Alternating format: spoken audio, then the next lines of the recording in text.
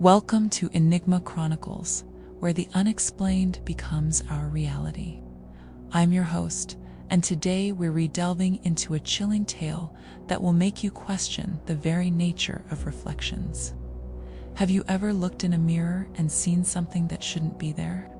Well, buckle up, because this story might just make you think twice before glancing at your reflection again. Our story begins with Emily, a young woman who had just moved into her first apartment. It was a quaint little place, nothing fancy, but it was hers. The previous tenant had left behind a few pieces of furniture, including an ornate, full-length mirror in the bedroom. Emily thought it was a stroke of luck. Who doesn't want a beautiful mirror to check their outfit before heading out? But as the days went by, Emily started to notice something off about her reflection. At first it was just a feeling, a nagging sensation that something wasn't quite right.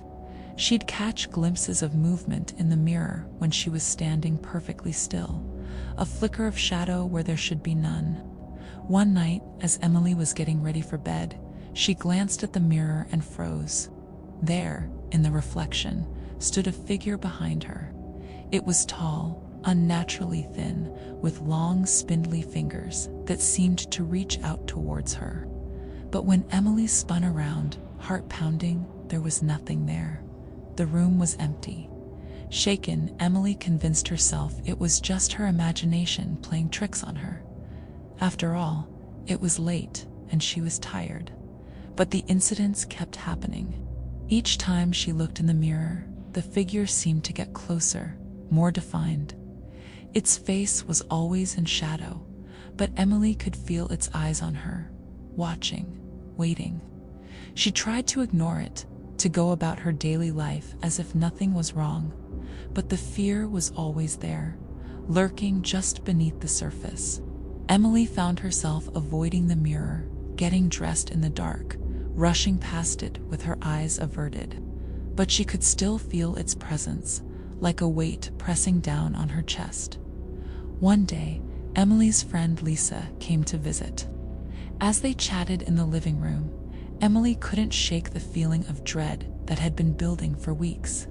Finally, she confided in Lisa about the strange occurrences with the mirror. Lisa, ever the skeptic, laughed it off.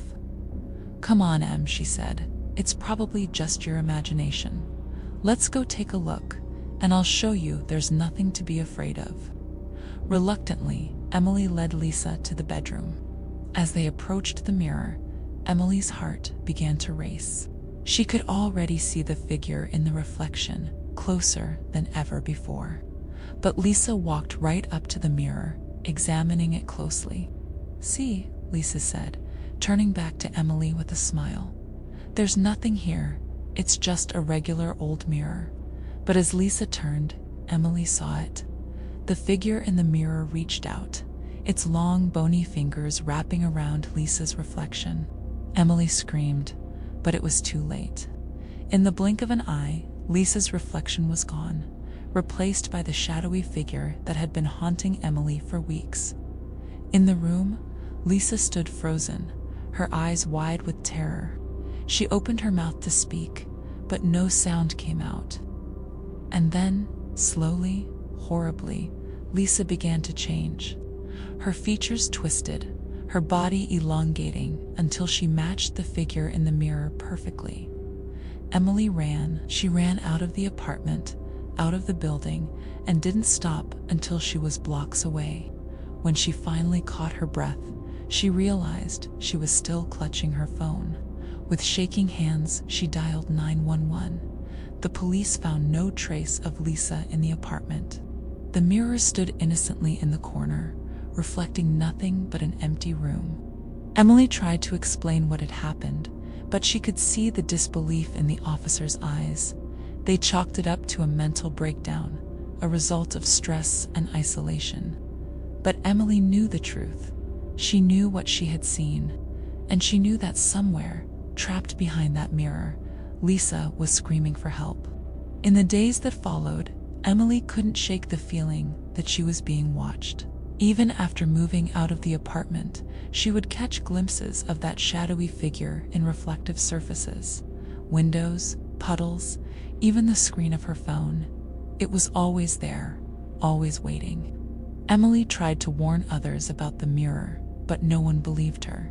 The mirror remained in the apartment, waiting for its next victim.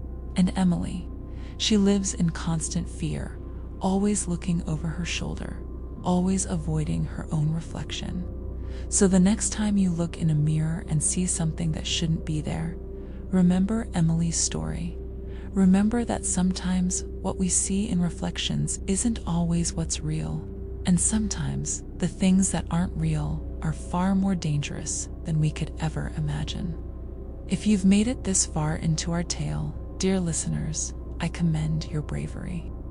But before you go, I have a question for you.